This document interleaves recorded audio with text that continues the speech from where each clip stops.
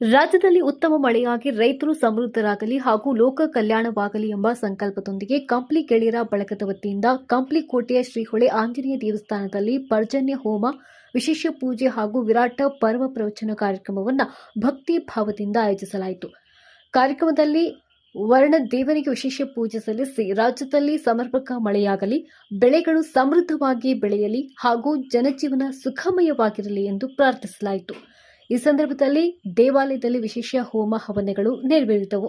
ನಂತರ ನಡೆದ ವಿರಾಟ ಪರ್ವ ಪ್ರವಚನದಲ್ಲಿ ಧಾರ್ಮಿಕ ಮೌಲ್ಯಗಳು, ಸನಾತನ ಸಂಸ್ಕೃತಿ ಹಾಗೂ ಸಮಾಜದಲ್ಲಿ ಧರ್ಮದ ಮಹತ್ವದ ಕುರಿತು ಪ್ರವಚನಕಾರರು ಭಕ್ತರಿಗೆ ಉಪನ್ಯಾಸ ನೀಡಿದರು.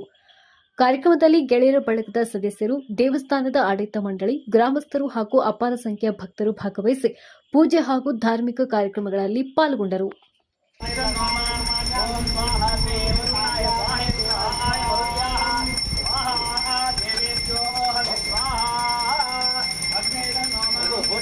ಈ ಕರ್ನಾಟಕದಲ್ಲಿ ಮತ್ತು ಸುತ್ತಮುತ್ತಲಿನ ನೆರೆಹೊರೆಯ ರಾಜ್ಯಗಳಲ್ಲಿ ಮಳೆ ಈ ವರ್ಷ ಭಾಳ ನಿಧಾನಗತಿಯಲ್ಲಿ ಸಾಗ್ತಾ ಇದೆ.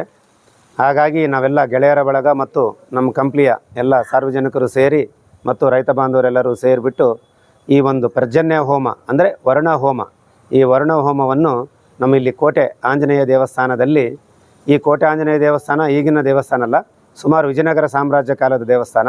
ಹಾಗಾಗಿ ಈ ಪುರಾತನ ದೇವಸ್ಥಾನದಲ್ಲಿ ನಮ್ಮೆಲ್ಲರೂ ಸೇರಿಕೊಂಡು ಈ ವರ್ಣ ಹೋಮವನ್ನು ನಮ್ಮ ಜೋಯಿ ಶ್ರೀಧರ ಕಂಪ್ಲಿ ಅವರ ಆಚಾರ್ಯರ ಮುಖಾಂತರ ಈ ಪರ್ಜನ್ಯ ಹೋಮವನ್ನು ಹಮ್ಮಿಕೊಳ್ಳಲಾಗಿದೆ. ಈ ಹೋಮದಿಂದ ವರ್ಣದೇವರ ಕಟಾಕ್ಷದಿಂದ ಮಳೆ ಚೆನ್ನಾಗಿ ಬಂದು ಬೆಳೆ ಚೆನ್ನಾಗಿ ಬರಲಿ ಅಂತ ಹೇಳಿ ಎಲ್ಲರಿಗೂ ಒಳ್ಳೆಯದಾಗಬೇಕು, ಸರ್ವೇ ಜನರು ಸುಖನೋ ಭವಂತು ಅನ್ನೋ ಹಾಗೆ ಎಲ್ಲರೂ ಸುಖದಿಂದ ಸಂತೋಷದಿಂದ ನೆಮ್ಮದಿಯಿಂದ ಬಾಳಬೇಕಂದ್ರೆ ನಮಗೆ ಮಳೆ ಮುಖ್ಯ, ಯಾಕಂದರೆ ಬೆಳೆ ಬೇಕಂದರೆ ಮಳೆ ಮುಖ್ಯ. ಹಾಗಾಗಿ ಈ ವರ್ಣದೇವರ ನಾವು ಇವತ್ತಿನ ಹೋಮವನ್ನು ಮಾಡ್ತಾಯಿದ್ದೀವಿ. ಈ ಹೋಮದಿಂದ ವರ್ಣದೇವರ ಕೃಪೆಯಿಂದ ಮಳೆ ಚೆನ್ನಾಗಿ ಬರಲಿ, ಸುತ್ತಮುತ್ತ ಎಲ್ಲ ರಾಜ್ಯಗಳಲ್ಲಿ ಕೂಡ ಎಲ್ಲ ಮಳೆ ಚೆನ್ನಾಗಿ ಬಂದು ಎಲ್ಲ ರೈತ ಬಾಂಧವರಿಗೆ, ವ್ಯಾಪಾರಸ್ಥರಿಗೆ, ಎಲ್ಲ ಜನರಿಗೂ ಒಳ್ಳೆಯದಾಗಲಿ ಅಂಥೇಳಿ ನಾವೆಲ್ಲರೂ ಸೇರಿಕೊಂಡು ಈ ಹೋಮವನ್ನು ಆಚರಿಸ್ಕೊಳ್ತಾ ಇದ್ದೀವಿ. ಅದೇ ರೀತಿ ಒಂದು ವಿರಾಟ ಪರ್ವ ಪ್ರವಚನ ಅಂತ ಇದೆ.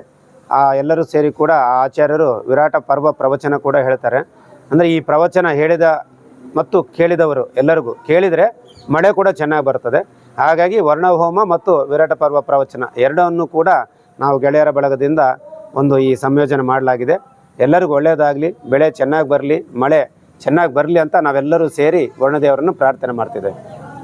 ನಾವು ಮಳೆ ಸಲುವಾಗಿ ದೇವರು ಒಳ್ಳೆಯ ಮಾಡಿ ಮಳೆ ಬರಲಿ, ಚೆನ್ನಾಗಿರಲಿ ಅಂತೇಳಿ ಎಲ್ಲ ಸ್ನೇಹಿತರಿಂದ ಕೂಡಿ ಗೆಳೆಯರ ಬಳಗ ಅಂತೇಳಿ ಒಂದು ಲೀಸ್ಟ್ ಮಾಡಿ ಯಾವ ಸಮಸ್ಯೆನೂ ಇದರಲ್ಲಿ ತೋರಿಸಿಲ್ಲ. ಎಲ್ಲ ಸ್ನೇಹಿತರು, ರೈತರು, ಪರಿಚಯಸ್ಥರು, ವ್ಯಾಪಾರಸ್ಥರು ಎಲ್ಲರೂ ಸೇರಿ ನಾವು ಈ ಹೋಮವನ್ನು ಮಾಡ್ತಾಯಿದ್ದೀವಿ. ಈ ಹೋಮ ಮಾಡೋಕ್ಕೆ ಉದ್ದೇಶ ಏನಂದರೆ ನಮ್ಮ ಏರಿಯಾದಲ್ಲಿ ಎಲ್ಲ ಕಡೆಯೂ ಮಳೆ ಕುಂಠಿತವಾಗಿದೆ, ಮಳೆ ಚೆನ್ನಾಗಿ ಬರಲಿ ಅನ್ನೋ ಆಸೆ ಇಟ್ಕೊಂಡು ಎಲ್ಲರೂ ಸೇರಿ ಇದನ್ನು ನಾವು ಮಾಡ್ತಾಯಿದ್ದೀವಿ.